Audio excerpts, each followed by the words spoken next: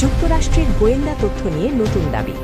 মার্কিন গোয়েন্দা সংস্থার দাবি অনুযায়ী ইরান প্রায় 440 কেজি 60 সমৃদ্ধ ইউরেনিয়াম দক্ষিণ নাতাঞ্জের কাছে অবস্থিত শক্তভাবে সুরক্ষিত কির্ক মাউন্টেন কমপ্লেক্সে সরিয়ে নিয়েছে। গোয়েন্দা সূত্র বলছে, এই স্থাপনাটি প্রায় 100 মিটার গভীরে গ্র্যানাইট পাথরের নিচে নির্মিত, তাই সাধারণ বাংকার বাস্টার বোমা দিয়েও এটি ধ্বংস করা কঠিন। গত বছরের জুনে 12 দিনের যুদ্ধের সময় মার্কিন বিমানবাহিনী ইরানি কয়েকটি পারমাণবিক স্থাপনায় বাংকার বাস্টার বোমা ফেলেছিল।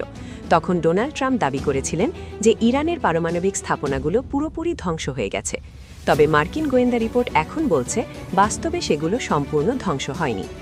গোয়েন্দাদের মতে, এই ধরনের গভীর স্থাপনাগুলো ধ্বংস করার একমাত্র উপায় হতে পারে স্থলবাহিনী পাঠানো, যা ইরানের পাহাড়ি ভূখণ্ডের কারণে অত্যন্ত ঝুঁকিপূর্ণ ও প্রাণঘাতী হতে পারে।